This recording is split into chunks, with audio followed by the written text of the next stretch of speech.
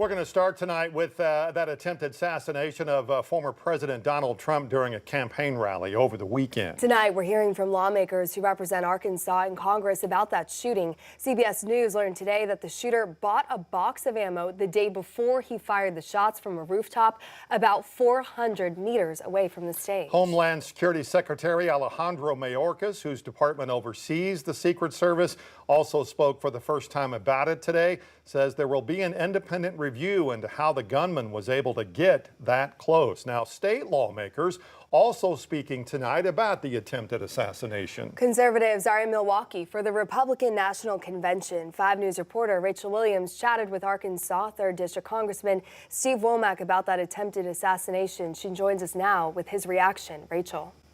Alexandra, Darren, Congressman Womack tells me when the news reached him, he was in the middle of the Pacific Ocean with the Navy and U.S. allies. He says Congress continues to be briefed by leadership.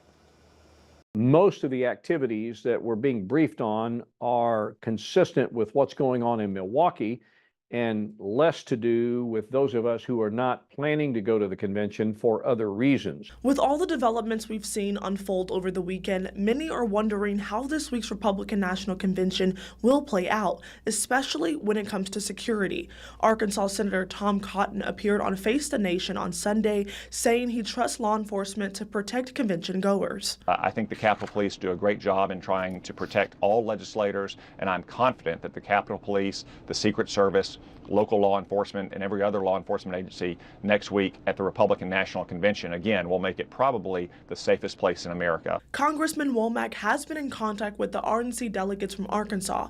He's also telling us the former president is even changing his convention speech. But I can't think of a more incredible circumstance to be working through than to be giving a very important speech at the nominating convention in the aftermath of something like this. And so it will probably go down in history as one of the most watched and anticipated speeches of presidential politics of all time. However, Womack says he still has concerns about more political violence ahead of the November election. We need to move the country back into a meaningful discussion of the broader issues that affect everyday Americans, and we need to do it in a very civil way. Disagreement is part of what we are as a group of free people, but to resort to violence to carry out your disagreement or your challenges with, the political ideology of others is never acceptable.